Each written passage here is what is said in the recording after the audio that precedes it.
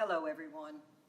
Thank you for joining us again at First Presbyterian Church. I'm Joan Gandy, and I'm with John Gates this morning.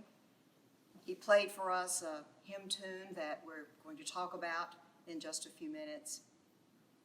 It is well with my soul. The tune was written by a man named Philip Bliss, one of the most prolific hymnists in any era. But it's not to his life that we will look this morning, but to the life of the one who wrote the text for the beautiful hymn, It Is Well With My Soul. His name is Horatio G. Spafford.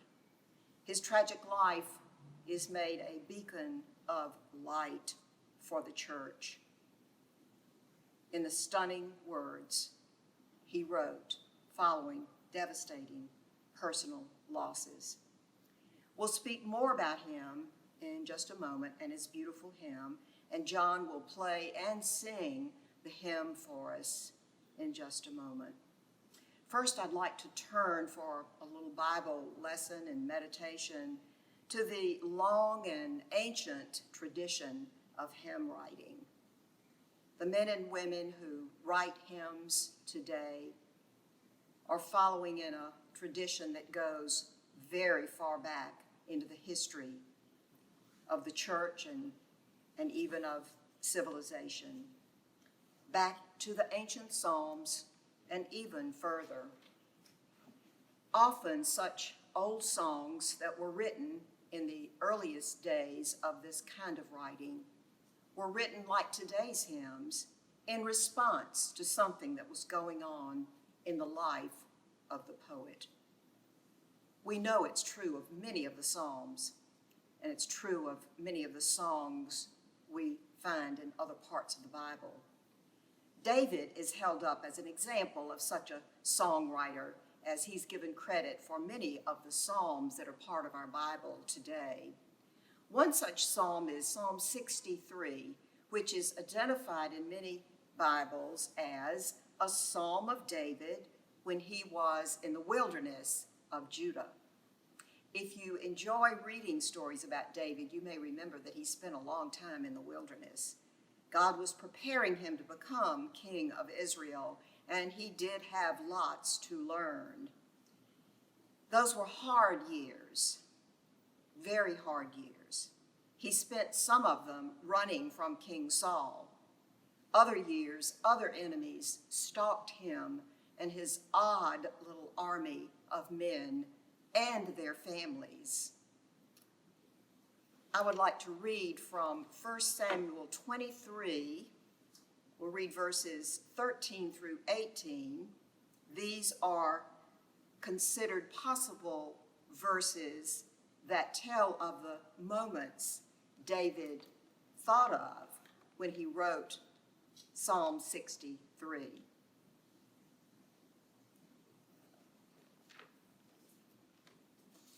So hear this word now, 1 Samuel 23, verses 13 through 18.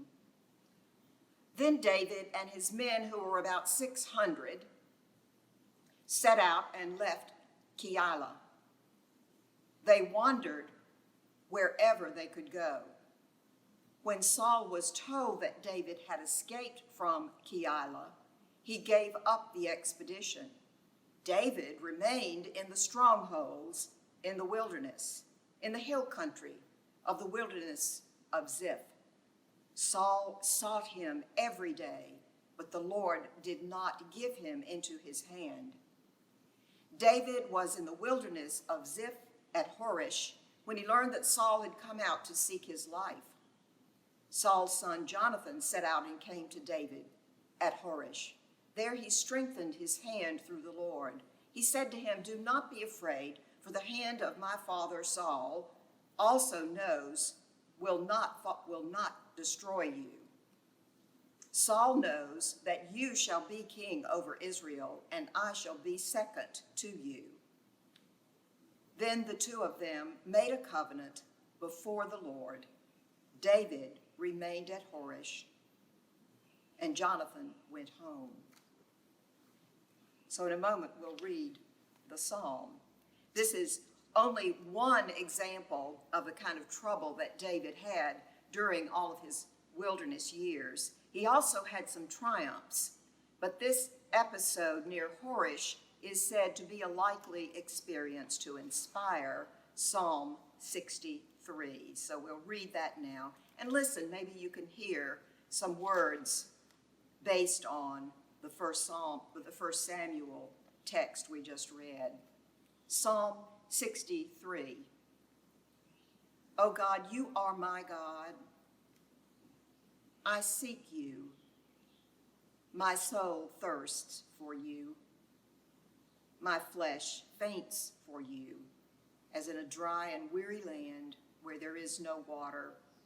So I've looked upon you in the sanctuary, beholding your power and glory, because your steadfast love is better than life. My lips will praise you, so I will bless you as long as I live. I will lift up my hands and call on your name. My soul is satisfied as with a rich feast, and my mouth praises you with joyful lips. When I think of you on my bed and meditate on you in the watches of the night. For you have been my help, and in the shadow of your wings I sing for joy. My soul clings to you, your right hand upholds me. But those who seek to destroy my life shall go down into the depths of the earth. They shall be given over to the power of the sword. They shall be prey for jackals. But the king shall rejoice in God. All who swear by him shall exult. For the mouths of liars will be stopped. So perhaps you did hear some words there. You may have heard the sense of David's seeking God and his thanks to God for being there with him. At the end of the psalm, there's an interesting twist that reminds us of something important about David. David refers to the mouths of liars who will be stopped. Perhaps Saul has been influenced once again against David by people who have slandered David. David, however, remained faithful to his king, to Saul in his heart, to the very end, and he mourned Saul, his king, when Saul died. Here he lifts up the king at the end of this psalm as one who will rejoice in God. The Psalms have provided such rich resources for worship for the church for centuries. They are songs, yes, they are prayers, and they're ways to glorify God. They ask for help and they complain about enemies and bad things happening to people. They rejoice in God's love and they tell of God's faithfulness with his people. If you don't have a habit of turning to the Psalms every day, I would suggest if you read the Bible every day, make it a habit to make the Psalms a stop in your journey through the words of Scripture. There is a psalm for every occasion of your life, a psalm that will help you to find the words to express what is going on in your life, no matter what it is. One more thing I'll add. Anytime I've taught the Psalms, I've asked participants of the class to write at least one psalm of their own. Try it. They all who did it really were glad that they did. Select a psalm you really like and use it as a model, but pick your own event, your own words, and write your own psalm. Now back to the hymn, It Is Well With My Soul, and Horatio Spafford. He lived from 1828 to 1888. He was a devout Christian, a Presbyterian. He lived in Chicago, and he worked in a successful law practice. The first loss that Spafford and his family suffered was the death of a son, soon after the Great Chicago Fire occurred. It was 1871 when that happened. It destroyed much of the financial security of the family. But a couple of years later, somewhat recovered, Spafford planned a trip to Europe in 1873. It would be for the whole family. But it turned out that the family went without him as he had business obligations to take care of.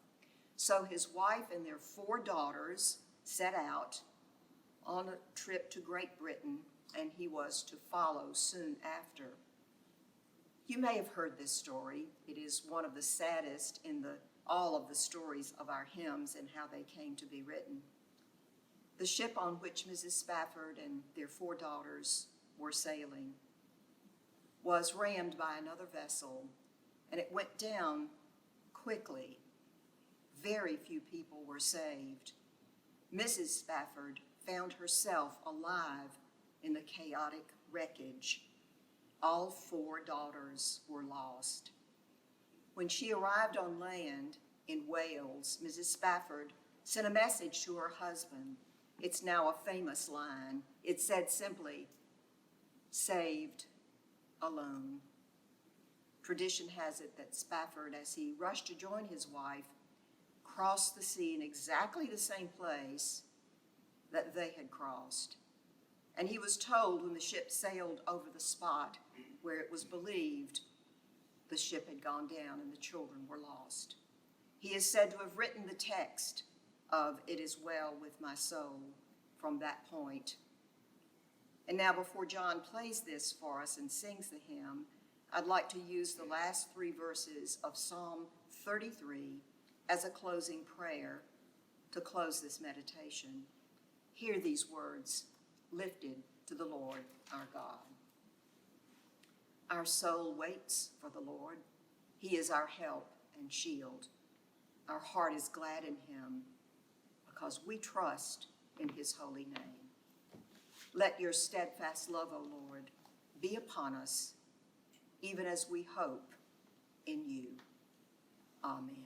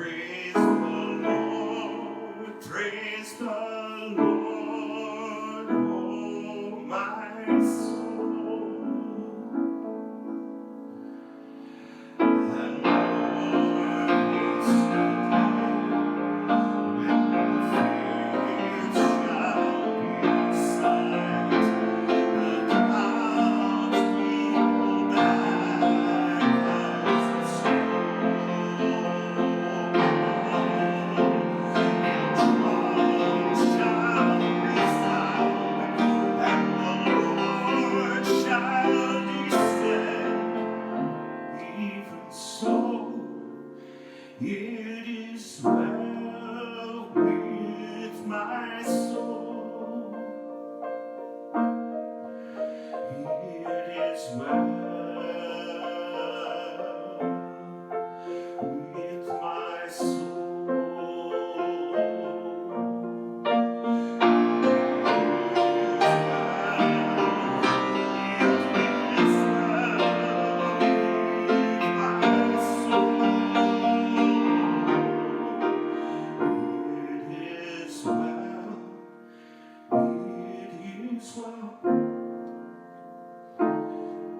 my soul.